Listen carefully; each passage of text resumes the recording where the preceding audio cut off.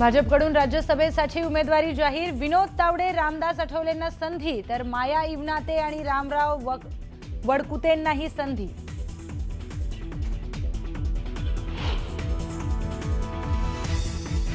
मवियाच्या राज्यसभेच्या जागेवर आज शिक्कामोर्तब होण्याची शक्यता। उद्धव ठाकरेंच्या उपस्थितीमध्ये मविया नेत्यांची विधान भवनामध्ये बैठक।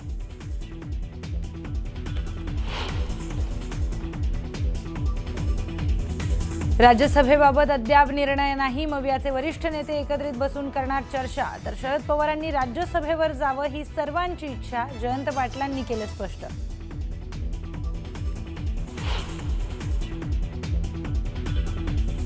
अजितदादांचं विमान पडलं तिथे झाड नसून फक्त झुडूप आहे। अहवालामध्ये विमान झाडाला धडकून पडलं असं दाखवण्यात आल्याच्या मुद्द्यावरून रोहित पवार आक्रमक। अहवाल फक्त द्यायचा म्हणून दिला का म्हणत सुनावले खडे बोल।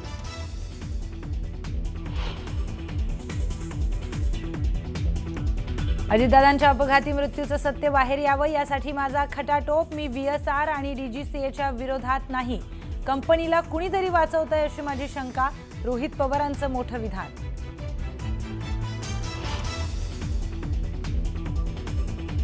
अमेरिका इराण युद्धाचा राज्यातील शेतकऱ्यांना फटका। इराणला जाणारे केळीचे 200 कंटेनर माघारी, तब्बल 40,000 क्विंटल केळी परत आल्यामुळे नुकसान।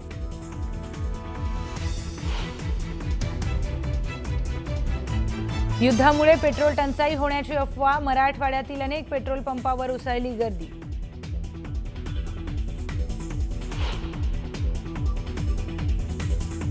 अयातुल्ला खामेनीचा मुलगा मोजतबा खामेनी इराणचे नवे सुप्रीम लीडर। इराणमधील माध्यमांचा दावा, तर IGRCच्या दबावामुळे असेंब्ली ऑफ एक्सपर्ट्सने निर्णय घेतल्याची माहिती।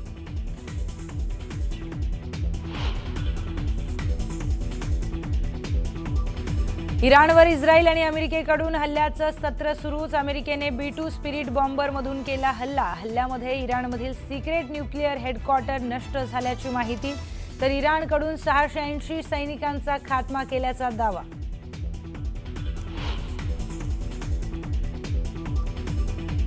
आणि दुबईतील अमेरिकन दूतावासाजवळ ड्रोन अटॅक, तर सर्व कर्मचारी सुरक्षित। अमेरिकेचे विदेश मंत्री मार्को रुबियोंची माहिती।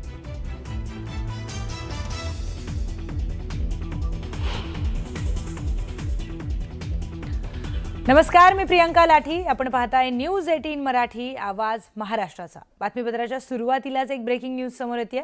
मनसेचा वर्धापन दिन यंदा मुंबईमध्ये होणार नसल्याची माहिती समोर आली आहे। यंदा मनसेचा वर्धापन दिन रायगडाच्या पायथ्याशी होणार आहे अशी माहिती सूत्रांकडून मिळते आहे। वर्धापन दिनानिमित्त सदस्य नोंदणीची सुरुवात देखील झाली आहे।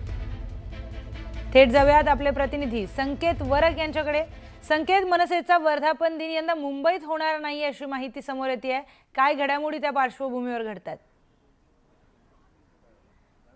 नक्कीच प्रियंका, जर आपण पाहिलं तर आज मनसे अध्यक्ष राज ठाकरे यांनी 11 वाजता महत्त्वाच्या पदाधिकाऱ्यांची खरं तर बैठक बोलावली होती। आणि बैठक कशासाठी होती तर मनसेचा आता 20वा वर्धापन दिन आहे। मनसेला 20 वर्ष पूर्ण होणार आहेत। 2006 साली 9 मार्च 2006 रोजी मनसेची स्थापना झाली होती।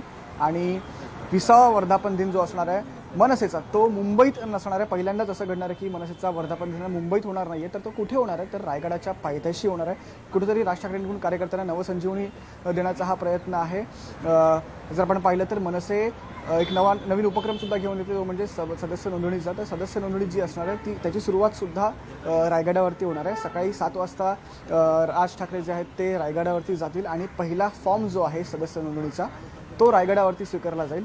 खरं तर आपण पाहिलं की मनसेचा झेंडा पण आपण जर पाहिलं तर त्यात शिवमुद्रा आहे। तर कुठेतरी छत्रपती शिवाजी महाराजांचा कुठेतरी आशीर्वाद घेऊन आता मनसे जी आहे ती रायगडाच्या पायथ्याशी एक नवीन सुरुवात करणार आहे असं आपल्याला पाहायला मिळत आहे। निश्चितच संकेत, धन्यवाद दिलेल्या माहितीसाठी।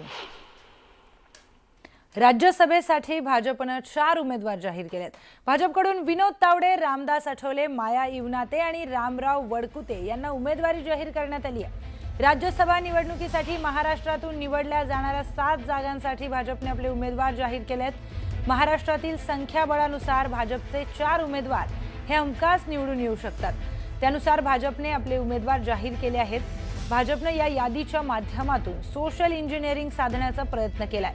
मराठा, आदिवासी, OBC आणि मागासवर्गीय समाजाला चारही उमेदवारांच्या माध्यमातून संधी देण्याचा प्रयत्न भाजपनं केलाय। सोबतच यादीतून प्रादेशिक समतोल देखील राखण्याचा प्रयत्न भाजपने केल्याचं दिसून येत आहे। विदर्भ, मराठवाडा, कोकणातील उमेदवारांना भाजपकडून संधी देण्यात आली आहे। तर 10 राज्यांमधील 37 राज्यसभेच्या जागांसाठी येत्या 16 मार्च रोजी निवडणुका होणार आहेत। रिक्त जागांपैकी 12 जागांवर एनडीए आहे, तर 25 जागांवर विरोधी पक्षांचा समावेश आहे। महाराष्ट्रात सर्वाधिक 7 जागा आहेत।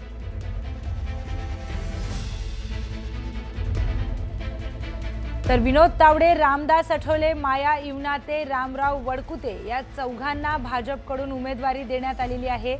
राज्यसभेवर कोण जाणार, राज्यसभेवर कोणाची वर्णी लागणार याची चर्चा झालेली होती आणि त्यानंतर आता ही यादी समोर आली आहे।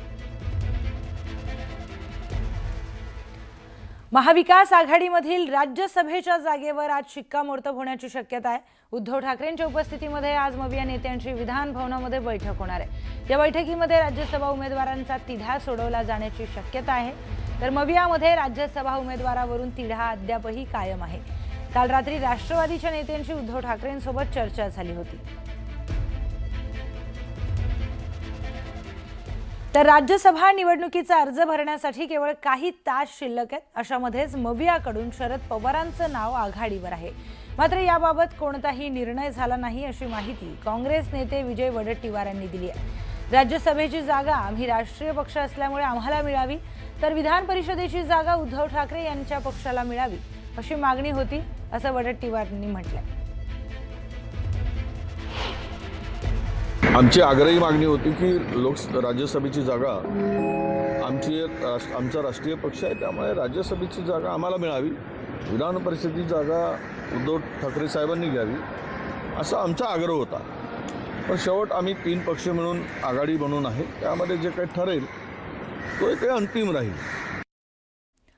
तर राज्यसभेबाबत अद्याप निर्णय झाला नसल्याचं राष्ट्रवादी शरदचंद्र पवार पक्षाचे आमदार जयंत पाटील यांनी सांगितलंय। राज्यसभेचा उमेदवार एकत्रित चर्चा करून ठरवणार असल्याचं देखील ते म्हणाले। तर शरद पवारांनी राज्यसभेवर जावं ही सर्वांची इच्छा असल्याचंही त्यांनी म्हटलंय।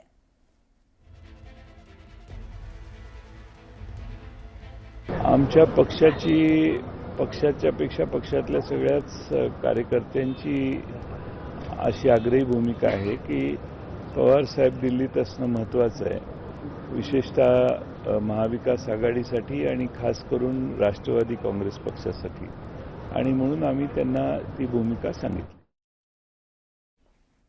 तो विलीनीकरणाची चर्चाच आता नाही आहे, विलीनीकरणाचा आता प्रश्नच उद्भवत नाही। ज्यांच्यावर चर्चा केली ते आज नाही आहेत दुर्दैवाने आपल्यात, आणि त्यामुळे विलीनीकरणाची कोणतीही चर्चा चालू नाही किंवा आता विलीनीकरण होण्याचा प्रश्नच नाही आहे। ब्रेकिंग न्यूज समोर येते। भाजपचे अक्कलकोटचे आमदार सचिन कल्याण शेट्टी आणि उबाठा ज्येष्ठ आमदार भास्कर जाधव यांच्यामध्ये शाब्दिक चकमक उडाली आहे। विधानसभा पोर्चमध्ये दोन्ही नेत्यांमध्ये वाद पेटला। भास्कर जाधव बोलताना त्यांची जीभ घसरली। बाप उल्लेख केल्यामुळे जाधव यांच्या विरोधामध्ये कल्याण शेट्टी हे आक्रमक झाले।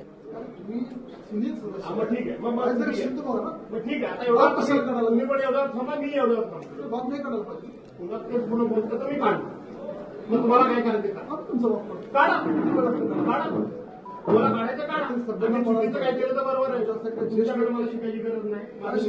मी सत्ताधारी सत्ताधारी पक्ष असू दे, सत्ताधारी आणखी 2 मंत्री असू दे, काय नाही काढायचं हे काम इथं खासगी काम कसं आहे? त्यांच्याबद्दल ठाव आक्षेप पक्षाचा भाव नाही। सरकारी नोकर हे कसं काय काम करू शकतात? सरकारी नोकर कसं काय हे काम करू शकतात?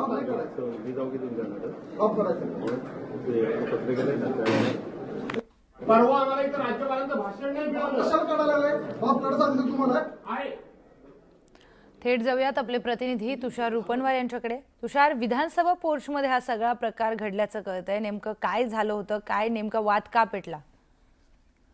प्रियंका, भास्कर जाधव उबाटाचे ज्येष्ठ सदस्य आहेत, त्यांनी सरकारवर टीका करत असताना त्यांनी बाप काढला आणि या संदर्भामध्ये भाजपाचे आमदार सतीश कल्याण शेट्टी आणि भास्कर जाधव विधिमंडळामध्ये एकाच पोर्चमध्ये जेव्हा आमने सामने आले तेव्हा सतीश कल्याण शेट्टींनी भास्कर जाधवांना जाब विचारला, तुम्ही ज्येष्ठ सदस्य आहात, तुम्ही सरकारवर टीका करू शकता, मात्र तुम्ही बाप काय काढताय?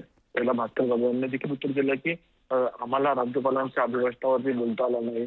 मात्र ज्येष्ठ सदस्यांनी सरकारचा बाप काढणं किंवा ज्येष्ठ सदस्यांची जीभ घसरणं हे कितपत योग्य आहे असं देखील सतीश कल्याण शेट्टी यांनी बोलल्याचं आपल्याला पाहायला मिळालं. आणि त्या संदर्भातला हा व्हिडिओ आपण या ठिकाणी न्यूज 18 मराठी प्रेक्षकांना दाखवला की नेमकं ज्येष्ठ सदस्यांनी अशा प्रकारे सरकारचा बाप काढल्यावरती भाजपच्या सदस्यांनी त्यांना जाब विचारण्याचं पाहायला मिळालं. तुषार, धन्यवाद दिलेल्या माहितीसाठी. त्या ठिकाणी प्रत्येक पोलीस स्टेशनमध्ये कुठल्या पोलीस स्टेशनमध्ये किती त्यांनी पाठपुरावा केला, किती सापडल्या, पहिले 5 पोलीस स्टेशन ज्यांनी उत्तम कामगिरी केली आहे ते महिन्याला चिन्हांकित केले जातात. शेवटचे 5 पोलीस स्टेशन ज्यांनी खराब कामगिरी केली आहे त्यांना देखील त्या ठिकाणी रिप्रिमांड केलं जातं. याचा परिणाम असा आहे की आपण जर बघितलं असेल तर आता जवळपास ही संख्या एका वर्षात 10% वाढलेली आहे. 10% त्याच्यामध्ये आपल्याला जो परत येण्याचा किंवा सापडण्याचा दर आहे तो वाढलेला पाहायला मिळतोय. या संदर्भात अजून मोठ्या प्रमाणात आपण जी काही कारवाई आहे ती सुरू केलेली आहे. मला असं वाटतं की जोपर्यंत आपण 95-96% पोचत नाही तोपर्यंत आपण 95-96% काय एकही कोणी मिसिंग असेल तर समाधान नाहीच, पण किमान आपलं टार्गेट हे आहे की 95-96% आपण पोचलं पाहिजे. बालकांच्या बाबतीत आपण पोचतो, ते हळूहळू आपण 97%पर्यंतही पोचतो.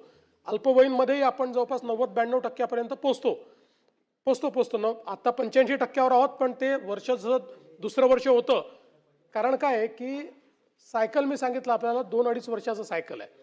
ते सायकलच्या अनुसार आपण 90% पोचतो. 85% जरी या वर्षी दिसत असलो तरी पुढच्या वर्षी आपण 90% 92% पोचतो. पण तसंच एकूणच हा जे हेड आहे म्हणजे अल्पवयीन असतील किंवा महिला असतील या सगळ्यांना शोधण्याकरता स्पेशल मोहिमा या आपण हातामध्ये घेतलेल्या आहेत. त्या संदर्भात स्पेशल स्क्वॉड्स आपण तयार केलेले आहेत.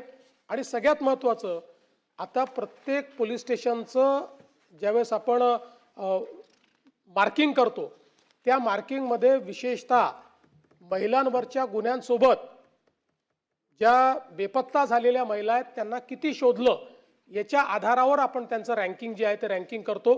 त्यामुळे मला असं वाटतं की शासनाचं याच्याकडे लक्ष आहे.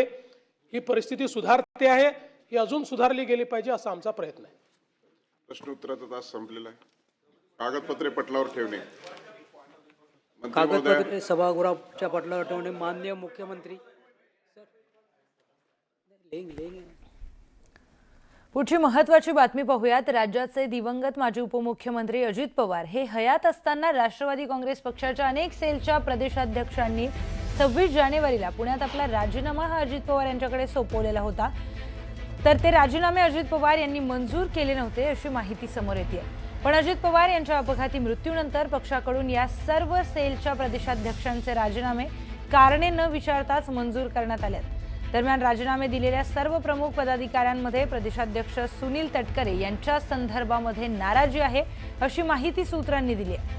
राजीनामा सोपवणाऱ्यांमध्ये असंघटित कामगार विभाग प्रदेशाध्यक्ष मनोज व्यवहारे, उद्योग विभाग प्रदेशाध्यक्ष सुभाष मालपाणी आणि मोटार चालक वाहतूक संघटनेचे प्रदेशाध्यक्ष सचिन जाधव होते. यांची नावं समोर आली आहेत. या तिघांनी आपल्या वरिष्ठांकडून योग्य वागणूक मिळत नसल्याची आणि योग्य सहकार्य मिळत नसल्याचं कारण देत राजीनामा दिला असल्याचं पत्रामध्ये स्पष्ट केलं होतं. या तिन्ही नेत्यांचा रोख हा थेट तटकरे यांच्याकडे होता अशी माहिती सूत्रांनी दिली आहे. त्यामुळे या प्रकरणी आता नव्या चर्चांना उधाण आलंय.